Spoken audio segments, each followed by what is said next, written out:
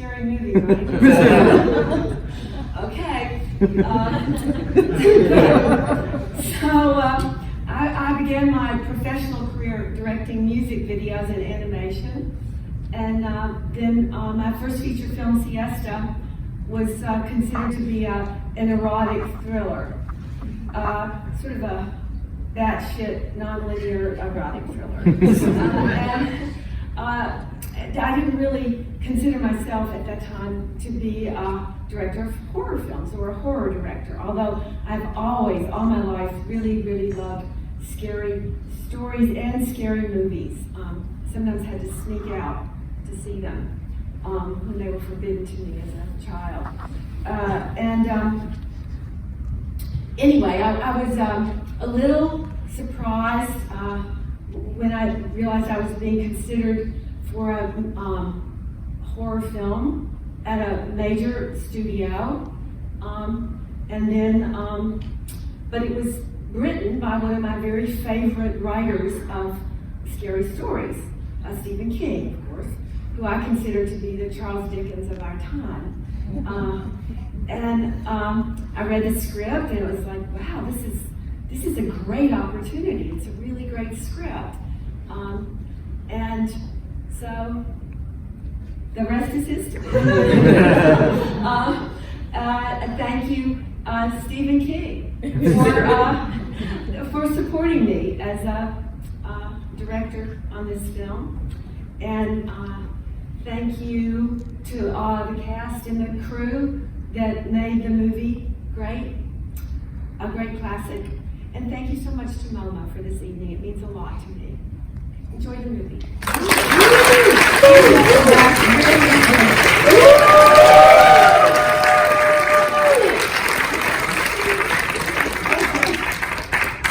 I was just saying, I think that's like the best way to end the song. It's like, kill your name. Ron was saying, kill your name, and then the Ramones. I kind of want to start off by asking, this film is about 33 years old. And what do you, about, mine too. What do you think when you think back on it now?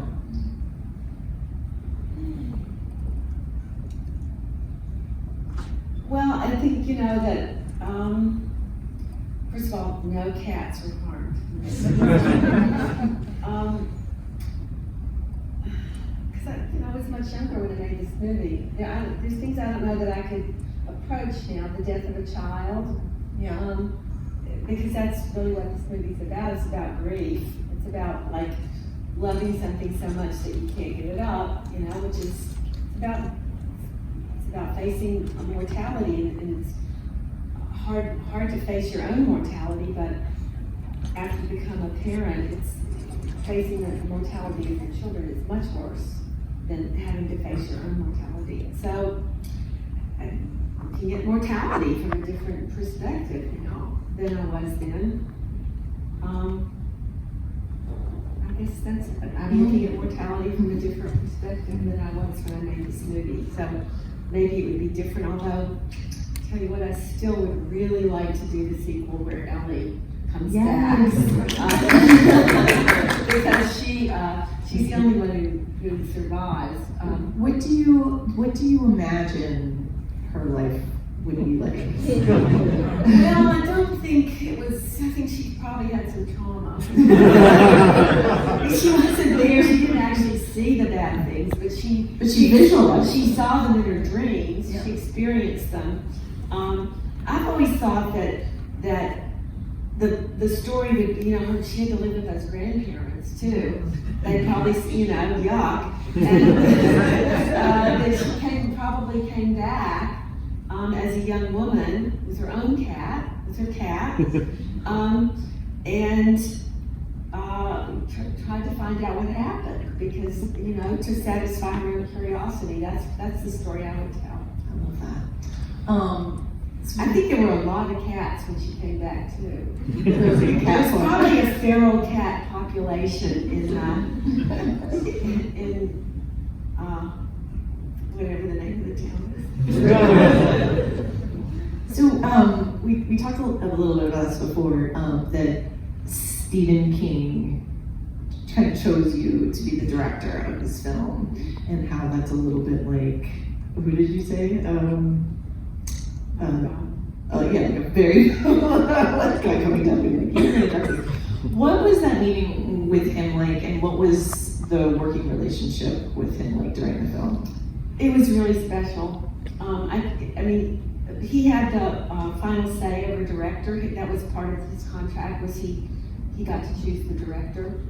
And so I got the call and to meet Stephen King at Denny's. I don't know how many people know Los Angeles, but there's a Denny's on the corner of Gower and Hollywood, and it's really not Ladome. It's really not fine dining. That was his favorite place, and we just had a really good meeting. We clicked, and I think that he, first of all, knew that I loved his books and that I had read.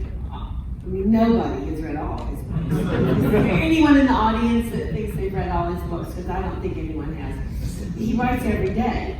But he knew that I had read the book and that the book was really special to me, and I didn't want to change it. I think, it's difficult to take a novel and adapt it to the screen, and you always have to lose something in order to make a film that's watchable. That's why I think limited series are enjoying such a popularity now, because you lose less. You can let things develop. You can have chapters. But he knew I didn't want to change it, and also he knew that I was personal friends with Dee Dee Ramone. and I assured him that Dee Dee would write a song, which in fact did. That's what we were just talking about. And in terms of our working relationship, that was really special too, because I felt like if he was really open to the things that I wanted to do. Most of them were visual, because I really didn't change the story in any meaningful way. And I would always consult him when I came up with like the costume that Gage wears when he comes back. That's an echo of the frightening portraits that they put on the wall in a lot of those New England houses. And there were things that aren't in the books that are like but they're almost all visual. And he would like, yeah, maybe that's a good idea. And then he would always like want to put a cherry on top of whatever my idea was, but it was never like, it was like good improv. You don't ever say no. You always say yes, but, or yes, and, if you want to keep the improvisation going. The production design, especially throughout the film and at the last 20 minutes, is pretty incredible. Was he involved with that, or how did you kind of, when I'm thinking about Stephen King books and there's a lot of detail in them, like how do you visualize them in terms of like production design, but then also in these wonderful kind of dream sequence hallucinations that are in the film as well? Well, I mean, I have pretty vivid dreams, and I approach things visually. What I'm looking at is always important to me, whether it's in my head or whether it's actually there. Stephen really didn't get super involved in the visuals. He was happy with the production design, and I think that was the one thing I had to my credit at the time with the music videos, which were like all about visuals. It's not mine. Okay, it's not. But feel free to sound the alarm if this is over. Anyway, obviously he was there on the set a lot, but not every day. If he hadn't liked something, I would have changed it, probably. Can you talk a little bit about that painting that's in the room? The one of the boy, the I just, those portraits, people didn't used to have iPhones back in the 18th century. And they didn't even have cameras. And infant mortality was very high, and people lost a lot of children to things like polio and smallpox, and they had monkeypox then, but it was sad, and a lot of times the only memory they would have of the child would be a portrait that was painted, honestly, of the dead child. There were people that came in and did a portrait of the dead child, and they would dress children up like little adults, and those portraits are creepy. They are really creepy. And I had a good friend at the time who was very into early American antiques, and I had recently seen a lot of these portraits. So I don't know, I just felt like that was part of what was haunting Rachel, was these portraits that she had grown up with, and been left alone in the house with her sister. Portraits like that can really affect a small child. I remember them affecting me. I remember torturing my sisters. There's a nod. One of my sisters is in the audience.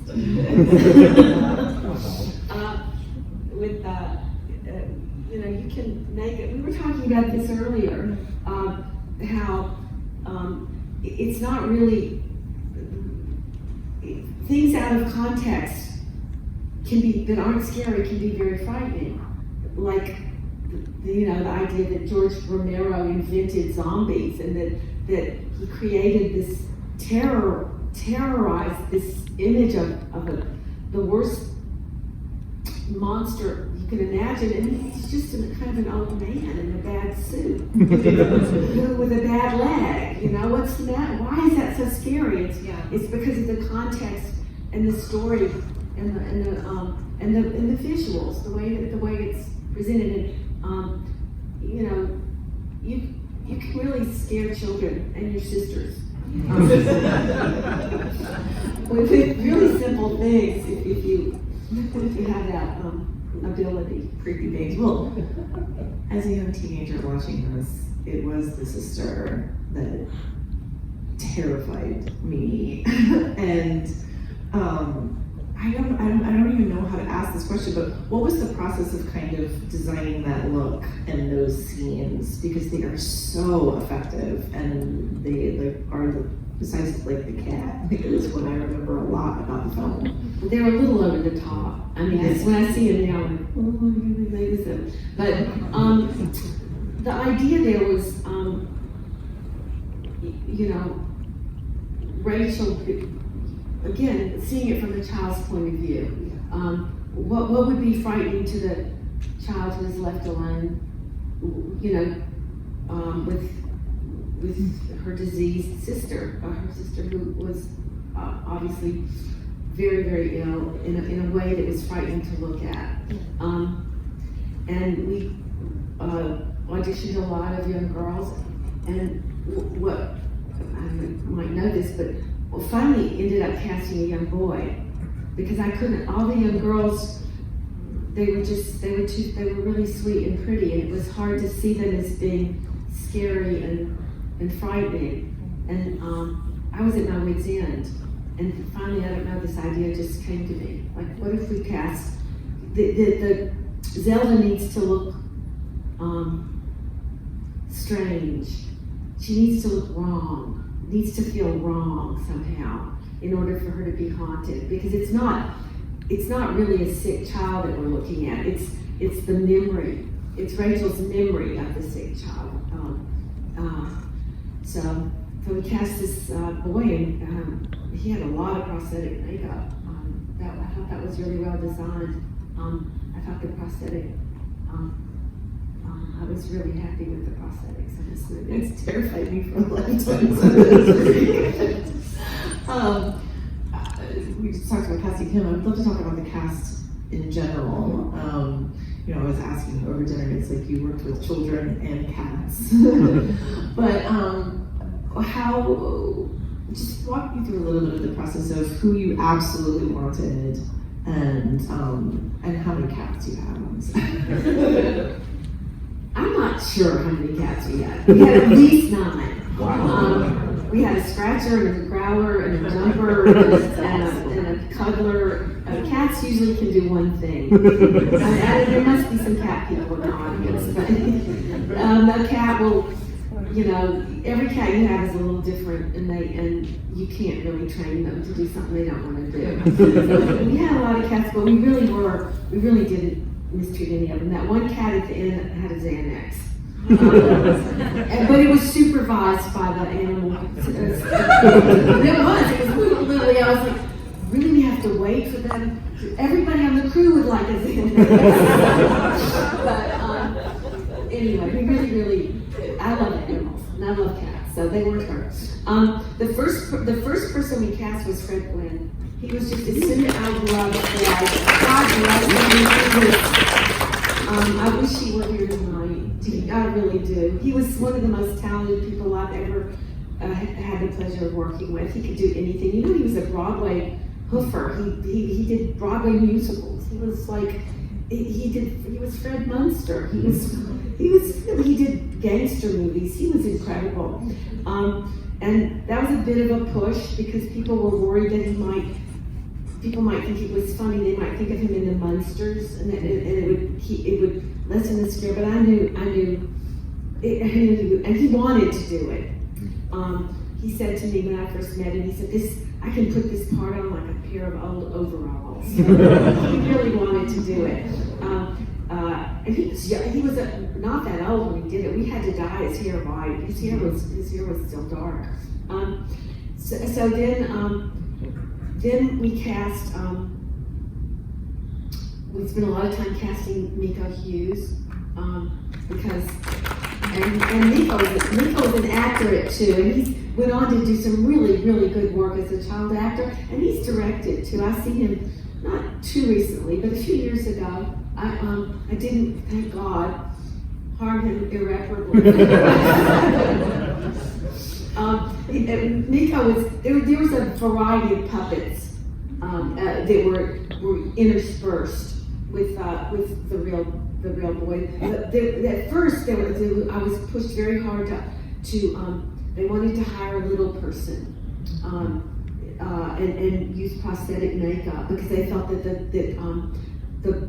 a small child would not sit still for the prosthetic makeup, and that after he got hit by a truck, that he would have to look like he was really put back together again, and that the prosthetic makeup needed to be really much more extensive. But I just argued for the idea, like I said earlier, that we're not really seeing a corpse or a child. We're seeing the ghost that comes back. We're seeing the reincarnation of the evil reincarnation of the child, and we're seeing what the person who sees him sees. I tried to make that clear in the editing, where when she sees when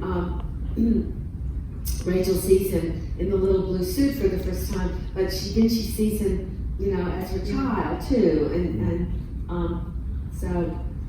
then we went round and round and round with Rachel and Dale, Rachel and Louis Creed. That was actually the hardest part of the casting. Was Louis Creed.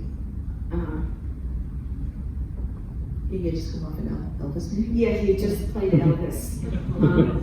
Not quite the Oscars, but different. But actually, it was a little more like Elvis than the current one, but maybe not. But a different kind of movie. Yes, because I loved Baz Luhrmann's movie. I'd like to open up the questions to the audience. Well, first I want to say I'm really glad that Mr. King chose you to direct this movie. Do you think that being a woman gave you insight to directing scenes such as the one where Rachel talked about Zelda's death, and also showing how the parents cope with Gage's death? Do I think that he did what? Do you think that being a woman gave you insight? Oh yeah, okay. I thought you were talking about yeah. Well, yeah, I do, because as I was saying earlier, I think I was really able to understand how a young girl would carry that with her, and how it would affect I mean, in the book especially, and I hope in the movie it comes across that Rachel was deeply afraid of death to the point where she couldn't talk about it or accept it, even for a pet. She was incapable of accepting it, and it was a problem in her relationship with her husband because all he could do was give her painkillers to stop it. You know, he couldn't. It was a big deal, and I think I understood that. As I said before, I think that I'm not sure after I had my own child if I would be able to do the same movie because it would you bring your emotional experiences to the set when you direct, for sure, and your capacity for emotional experiences. I mean, you don't have to experience the death of a child to understand what it would be. You don't have to understand, you don't have to experience a situation to have the emotional capacity to experience it. It was a different reaction for me having seen it as a teenager and then older, and then after having a child. And I rewatched it recently with my husband who had not seen it, and when Gage is about to get hit by the truck, I was just kind of like, I didn't want to spoil it for him, but I was just kind of like very uncomfortable with it. And I think our sensibilities are different, and when you get older and you have kids, there's like a more emotional connection to what that experience would be like, and an understanding of the desire to bring it back. But after seeing this movie, I don't think that we would. Sometimes dead is better. Do you have another question? Sean, I'll let you pick.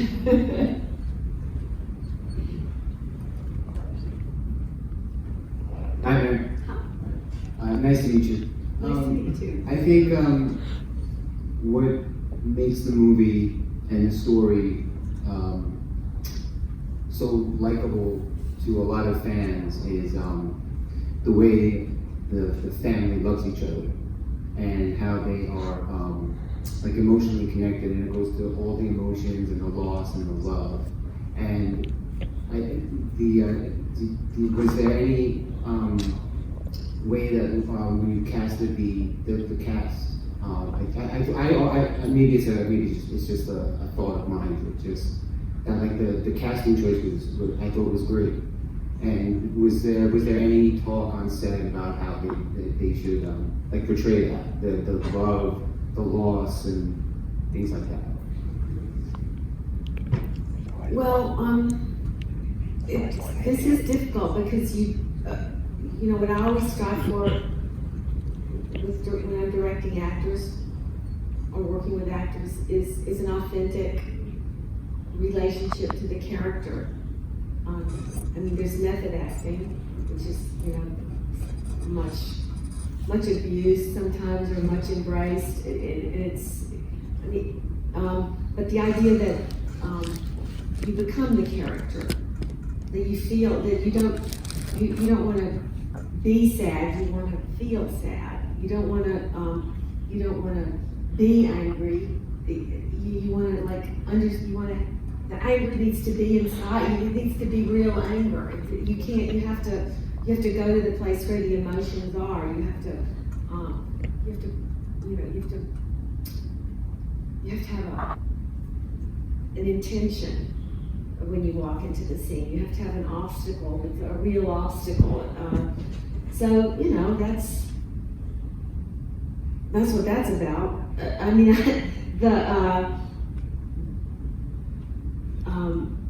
I always saw the movie as kind of a fable, a kind of a fairy tale. And from the very beginning, to me, it was like a child's drawing. And there was a mama and a daddy and a little girl and a little boy and a cat and a house and a tree, like a drawing that a child would do in kindergarten. And I tried to keep that in my mind all the way through the movie, although that has nothing to do with directing actors. That was always my intention, with that's the emotion you would have in the scene, that every scene would have that resonance of that very simple fairy tale family. You mentioned that this was the first horror project that you worked on, that you had never pursued that before. Can you just talk about maybe like how you approach that genre and like how you use those elements in the work? How I do what? How you approach like the horror elements of the work, and like, do you use this a genre movie, or or did you just approach the story as it is?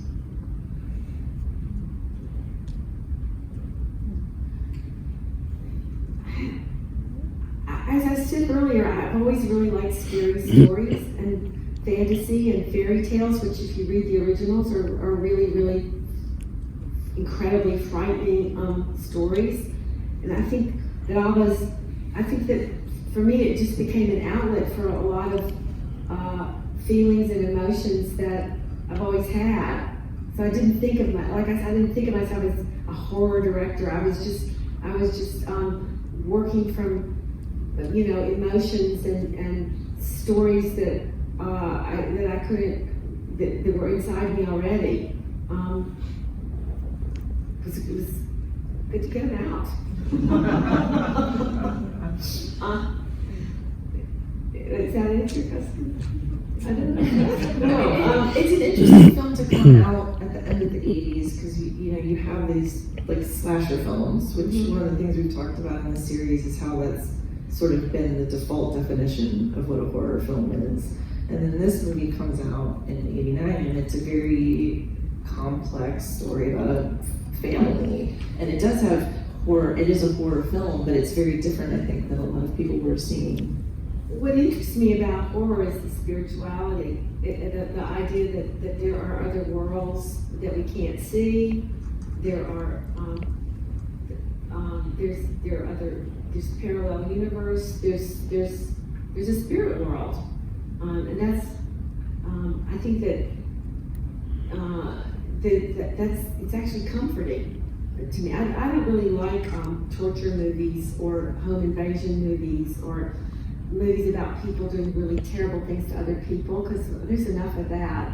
But I do really like movies that explore the supernatural and the spiritual world, and that's always deeply interested me, and that's what I was exploring here.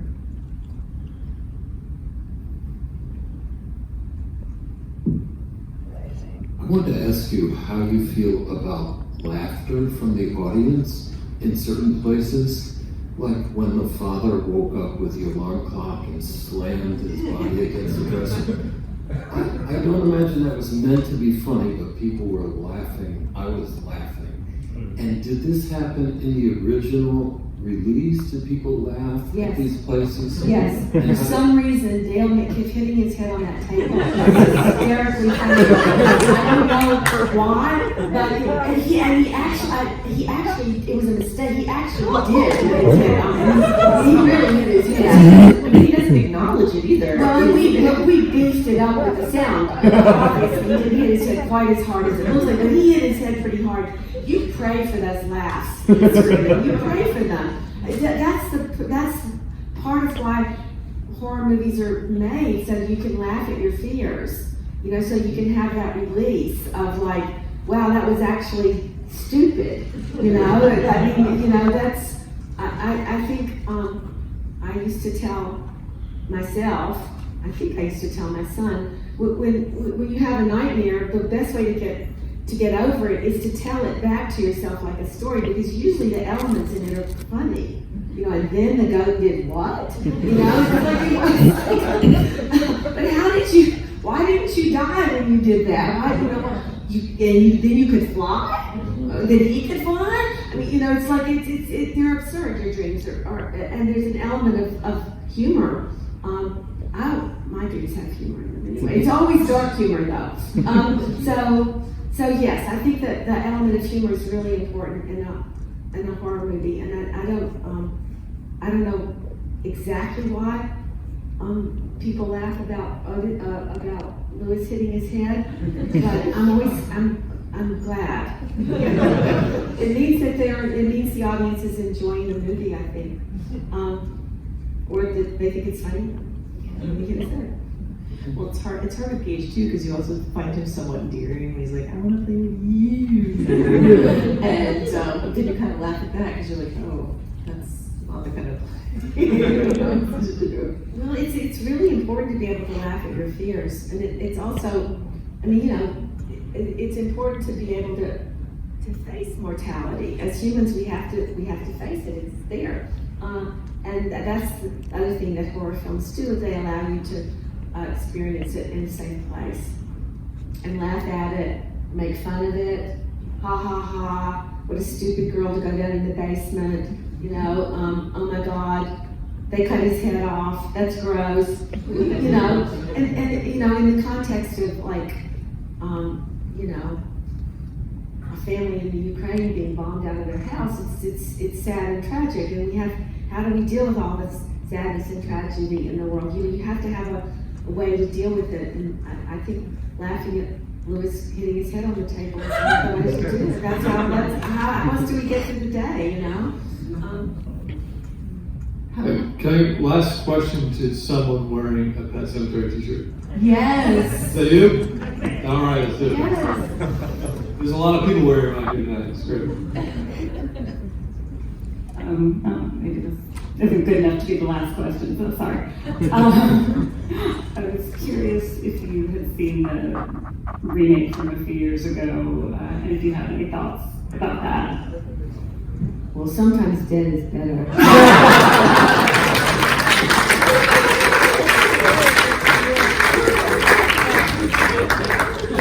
Maybe that's the perfect question.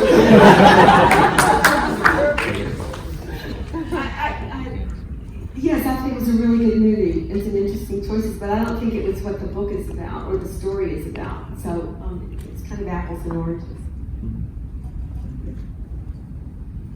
It's up to you, Sean. All right, one more. Let's go, good one.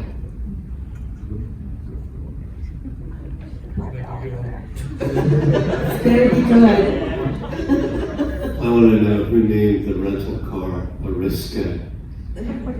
You want to know what?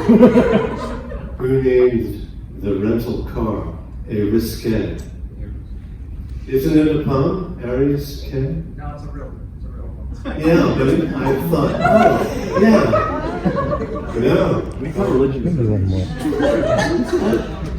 Stephen King named it the Aries K. It was in the script, but it does sound kind of funny. Okay, good question. Thank you all so much for being